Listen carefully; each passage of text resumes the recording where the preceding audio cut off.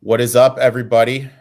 We're here with the man, the myth, the legend, XFL Jim, here talking a little USL, becoming a regular on a Thursday night. Maybe we should get Morris Chestnut to do a voiceover, call it like XF, like USFL After Dark or something like that. Ooh, that'd be a good idea. We should really get something going on, something Yeah, brewing to yeah. really break down USFL. I think we should go like super retro 80s with it, just like the league. Oh, dude, get. I'm trying to think of like Billy Dean Williams. Get see if Billy D will come out of Ooh, retirement. Give a little intro. that'd be very tight. Oh, you know what? You're rocking the Hawaiian shirt. I'm I always rocking mean, Hawaiian shirts. you got a little Magnum PI vibe going on. Should we see if Tommy can come out and do it? That'd be Ooh, nice. oh, dude, that would be God. That'd be a sight, my man. That'd be a get. Um, so the big thing we need to discuss. My number one question for you: Are the Pittsburgh Maulers the worst football team in the history of any football league ever assembled? Oh, it's a little early to determine that. I think they're up there. They're definitely up there. I thought in the XFL that the Vipers were going to take that crown, and then they started looking competitive. I don't know if I trust Kirby Wilson to really get this team like together enough to Yeah. really start competing. He just seems over his head. I I'm trying to remember. I think there was like an AAF team that was really really bad, and then I mean, obviously there's like these guys suck, dude. these guys. Like, I was watching one. Was it the first game? The I first looked. game, They the had first everyone was an offensive lineman. Like they were running sets. They're down double digits. Well, they have like 8 offensive linemen on the field. yeah, week one was really bad for him, and week three the performance getting shut out by the Michigan Panthers really really bad. And then week two, though, they sprinkled it in with a very highly competitive game with a good team. Where it went over.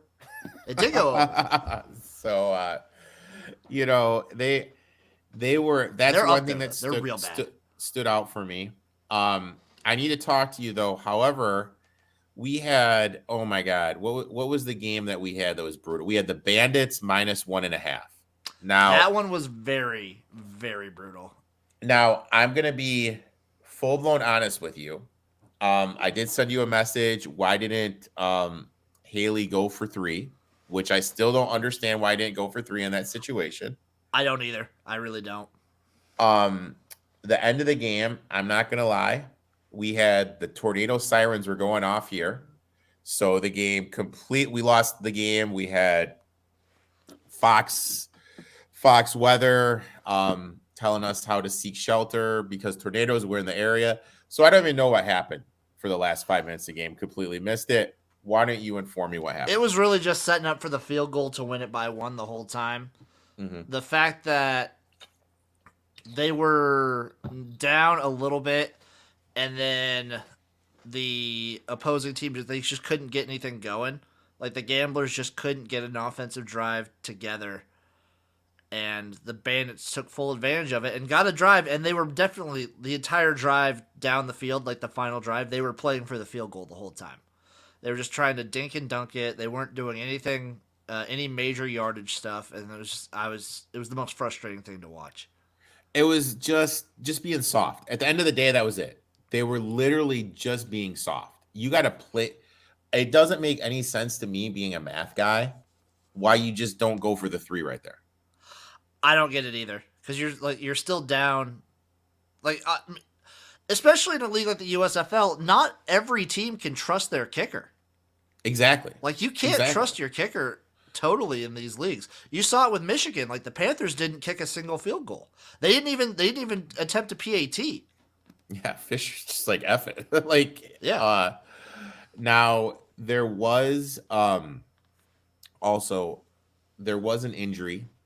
A pretty big injury, right? A major. This is the biggest injury of the season. So like smaller injuries have been a bugaboo for the whole season so far because there's been like receivers or linemen because the rosters are so small. Like any injuries or major injuries, this is easily the biggest injury, and it affects a lot of things, and I'm very upset by it.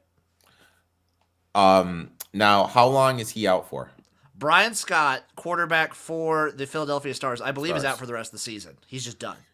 Oh wow, I didn't know it was that bad because I know So he got banged up. I'll look it up real quick, but he posted on Twitter today that he's like done.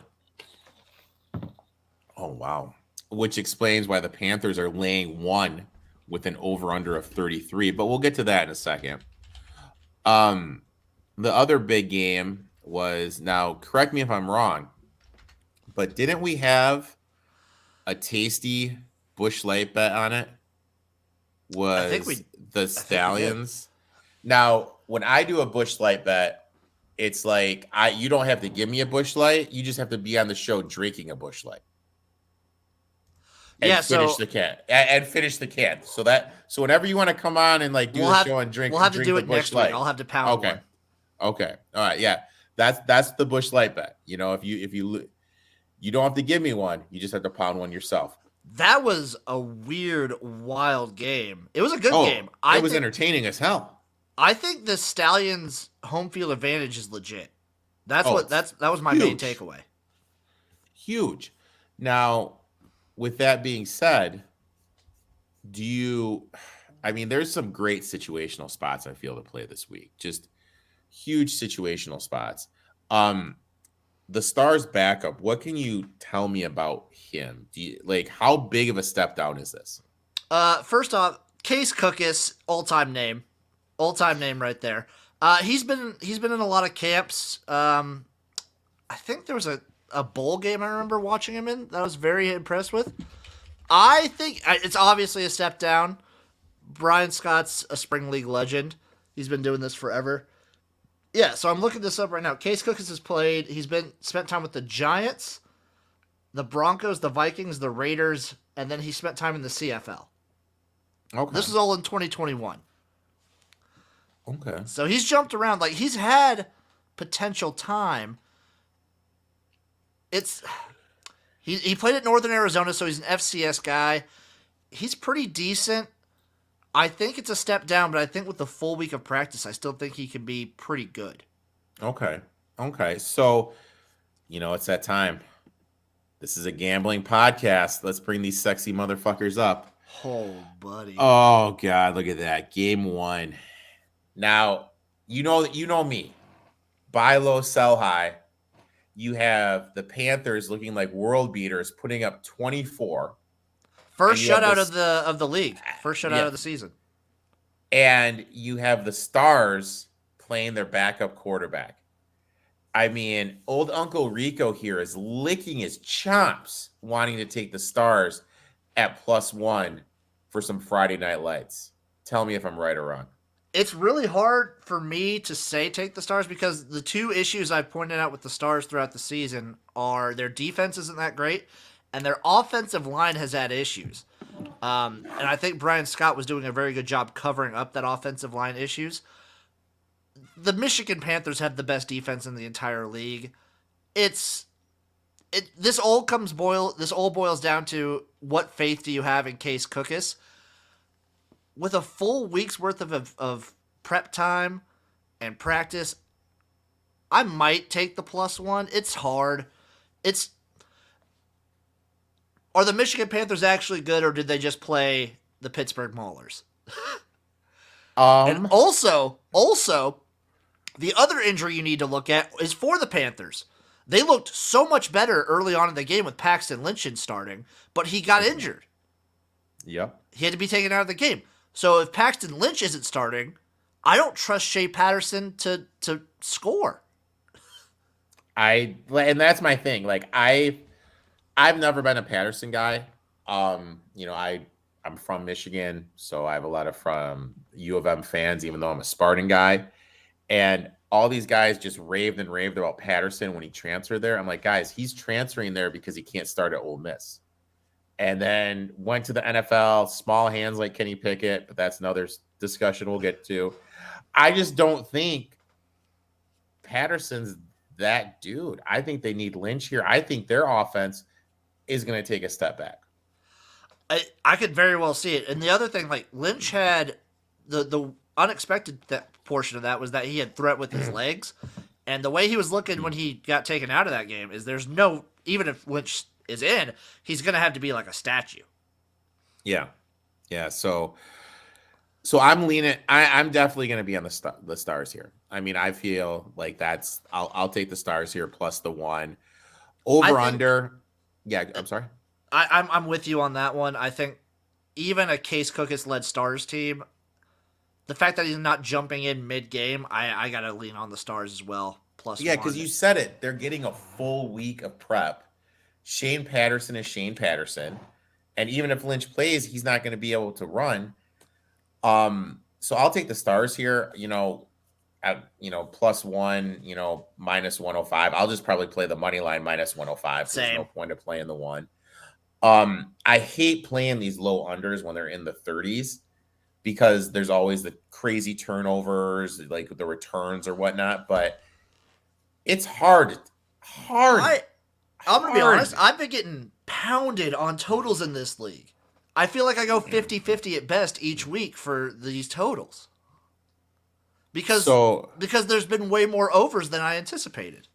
Yeah, I mean, but I think that goes back to what we were talking about last week is all these coordinators and coaches are finding out these DBs aren't that good.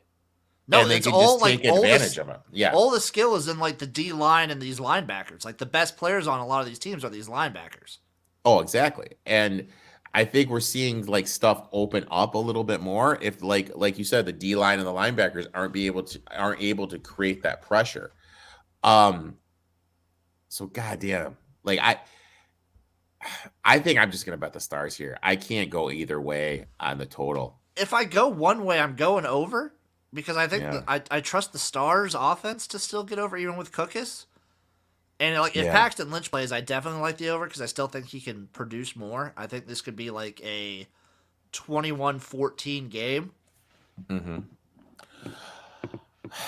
Yeah, I could see that too. It's also weird. That's not many points. You know what I mean? Like it's not. The Panthers are also a weird team to do the totals with because they don't kick field goals. Like Jeff Fisher showed last week, he refuses to kick field goals. So that makes a lot of weird stuff going on. I'll tell you what, if I was a coach, that would be my mindset. Same. I mean, I'd be playing Madden unless you're the gamblers because their guy's automatic. Oh, he's money in the bank. He's pretty good. He's a good kicker. He's like the only one that's consistently been making these longer kicks. Okay. So Vogel. Shit, dude, son of a bitch, he talked me into the over. I mean, if I'm going one way, I'm going over. If you want to be smart with your money, don't bet these totals. Okay. All right. So for the sake of the podcast, we're just gonna say game 1, Friday Night Lights, we're taking the Stars minus the 105. Correct. Okay. Game 2, we get to the worst football team in the history of professional football. I'd definitely put them in like bottom whatever. I mean, they're just so fucking bad, dude. They're really bad. Like, you know what I mean? Like, I'm just here watching that game. But they can turn on a fucking dime and be good. It's just amazing. The Generals. The spread is insane. This is an insane spread. It's just way too much. This is the biggest spread we've seen. Insane spread. Last week it got up to 5 with the Stallions. This week, this is 10. I mean, just betting football 101 says after a team gets demolished and embarrassed, you always back them the next game. I have to take the 10 here. I feel like I have to. I feel like the Generals are kind of going to start rolling with DeAndre Johnson more often. They kept him in at the end of last week. He's kind of going to be their guy, I'm thinking, going forward. They are looking really good. I got to take the 10. I got to take the Maulers here, plus 10. You have to. You have to. Just like I said, football betting 101 says you have to take the 10. I'm going to take the over as well. I mean, do we get ballsy and take the plus 350? No. No. You're not I feeling can't. it? No, I don't trust Kirby Wilson to win a game. I think Mike Riley's the way better coach. But And I that don't say that doesn't. very often about anything. So you like the over here? Kirby Wilson it's too often he plays for punts. He plays for kicks. It's Playing like the field, playing the field position game, dude. I mean, you haven't won a game, dude. um, yeah, dude. But you're gonna take the over though. I'm taking the over. I think the Generals can score, and I think if the Maulers are on, you saw it in week 2. Like if they have an on week, if Josh Love is kind of feeling himself, which is what it's going to take, his like chemistry, because like half this team is from San Jose State. They just need to like gel and get something going. I don't think the Generals defense is that great. I'll take the over. Okay. All right. So let's go over 33 and a half here. And the Maulers plus the 10. God damn. The fact that it's ballsy. minus 105 is kind of bugging me out because I'm more confident on this over than I am the Stars Panthers over. But do you think people are just kind of betting it? Because, like, let's be honest. Like, Well, it's because the Maulers. I mean, the Maulers Yeah. stink offensively. Exactly. They scored 0 points last week. He kicked like a 59-yard field goal. Who kicks a fucking 59-yard? I'm not even kicking a 50. Actually, I take that back. I mean, I think the kickers I'd attempt a 59-yard field goal with, or obviously Tucker, obviously McManus. Yeah, those guys are all. Yeah, the guys you would attempt it with are all in the NFL. And also, like, hell, I saw Jason Hansen at the gym the other day. I'd pull his ass off out of the gym. I'd let him kick it, dude. I mean, dude, this guy looks like he can run. This guy looks like he can still play. And he's like, what, 52? I'd let Hansen try one. Yeah, I'll take the 10 here. And let's do it. Let's take the over 33 and a half. The line kind of suggests it may drop down to 33 though. So I'll do that. I'll take the 10 and the 33 and a half. If it goes 33, get that. Now, this is another one. But you mentioned their home field advantage. The night game on Saturday, we got the Stallions against the Bandits. Stallions are laying 3.5, over under 39. I expect this number to balloon up a little bit. That's why I'm suggesting to hold off. But I'm definitely going to take the Bandits. I'm going to fade the team after they had a signature win. And they I did have the signature win. They beat the number 1 team.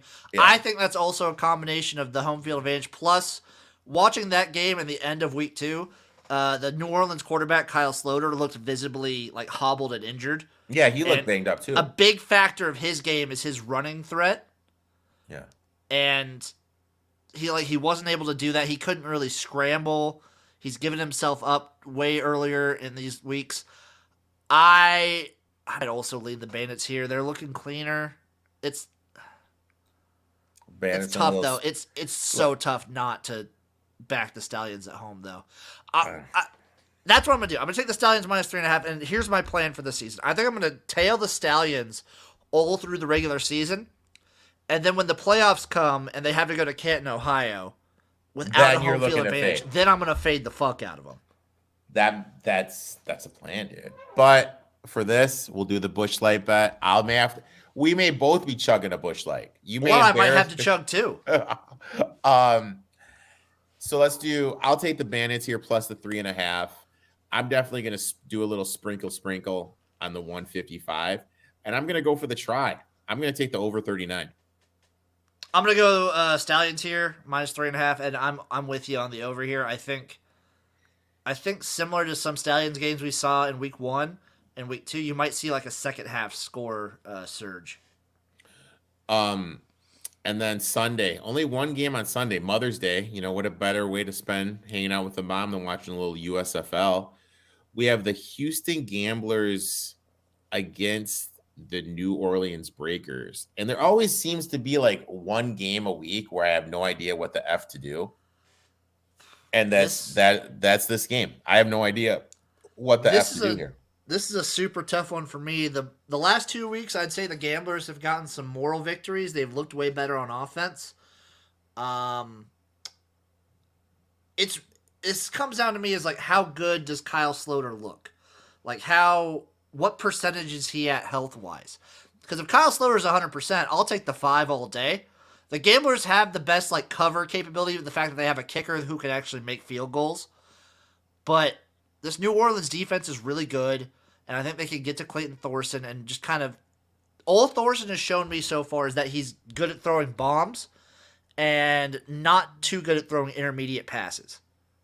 Now, you hit the nail on the head. We need to know what's going on with the quarterback. And this is my one pet peeve with the USFL. They're really bad about injury updates. It's like it's like what the hell? Like I'm having an easier job Google researching the potential psychopath my friends hooked me up with to go out with on Friday night on Google than I am to find an injury report for the XFL. For the XFL, excuse me, the USFL. And that's my one thing. Like, I need to know what's going on, and I can't get anything to save my life here. Yeah, they're really bad. Basically, you just had to follow the right people on Twitter, and then they'll let you know. Okay. All right. Do you think we see a 6 here? I think day of it could get. I mean, because we'll probably know Friday more of what Sloter's like status is. And if he's like 100% and playing, if they have like older guys on offense and defense, I could see it going to 6. I don't see a ton of line movement from the USFL. Like the only one that I've seen that's moved a bunch this week was the Panther Stars game, and that was a pick'em. That moved from a pick'em to -1. Yep. Yeah. So just for everyone to review. We are both on the Stars plus the 1. Jim is taking the over 33. Here we are taking the Maulers plus the 10. And Jim is on the over 33.5. We have a fight in the house here. Jim is on the -3.5. I am on the plus 3.5. Another one of the Busch Light bets. We're both on the over. I'm going to sprinkle a little bit on the money line. Here, I have no idea what the F to do. What are you rolling with, my friend? I'm going to roll with the Breakers here. This is going back to when in doubt, go back to like tried and true methods that you've used in other leagues. I did a very good job of fading Kevin Sumlin consistently in college. I'm going to kind of stick with that here. I'm going to take the Breakers to cover the 5, and I'm going to take the under in that game. God, dude, can you believe that when Sumlin got hired by Arizona, there was like a 30-minute window when I thought to myself it would work out? There was a quick second because like they had Khalil Tate at the time. Yeah. And you thought he could rekindle some Johnny football magic with Tate, and it just didn't work out. Yeah, I mean, Jesus. God damn it, dude. I mean, like, sometimes you place these future bets and then you look back at them like 2 years later and you're like, what the F were you thinking? And that's kind of me with when I took Arizona 100-1 to win the Pac-12 that year. Like, what the F was I thinking? Jim, thanks for coming on. Big news. You and we're going to be double dipping every week. I'm going to be on you with you doing your spring fever. Yeah, I'm going to be bringing you on Spring Fever as we can, talking some spring football. I am of the mind that I'm trying to get these leagues to include gambling. Like, so far, the only spring leagues that you can for sure gamble on are the USFL, the CFL, and I can only assume upcoming next year, the XFL. I want every spring league to get in with this. That's the way it should be. Because if you invest in gambling, the degenerates like you and I will follow. You know what I mean? So, Jim, why don't you tell everyone where they can find you on social media and what you have planned for the rest of the week? Everyone knows where to find me at XFL Jim on Twitter, YouTube, Facebook, Instagram, TikTok. I am all over. Rest of this week being Friday. So I got boned on my USFL recap. I got copyright blocked by Fox. So I'm no longer going to be showing any clips of the USFL games in my recap videos because the entire video got blocked, and that was lame as hell. So I do a USFL recap every Tuesday, and then I got a USFL preview show that's coming out tomorrow on Better Than Vegas. I'm previewing all the games. Hopefully we have all the injury information and everything. So be prepared for that. And then with work not hounding me, hopefully I can actually cook something tomorrow. It'd be fun to actually get back in the kitchen.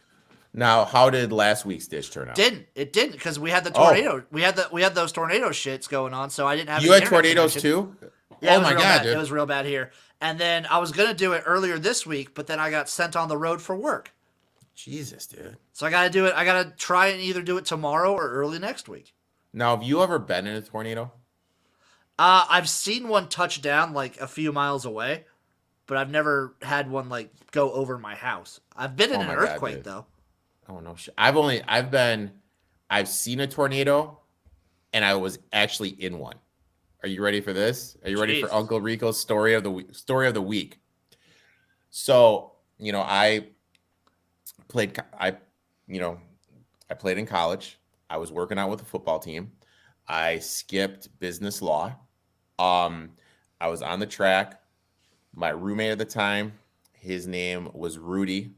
Obviously, we called him Huxtable after the legendary character Rudy Huxtable. So Huxtable, myself, a couple guys on the football team were working out, and it wasn't supposed to do anything. Then all of a sudden, it just started pouring. It stopped, and then we continued working out. And then one guy, he's just pointing like this, stone cold. We see the freaking funnel cloud coming down. Oh my God. We had no idea what to do. We locked our hands in the rail like this, and we got swung up like here. I mean, the reality was it was probably 3 seconds, but it felt like half an hour. Longest 3 seconds of your life. Slam down.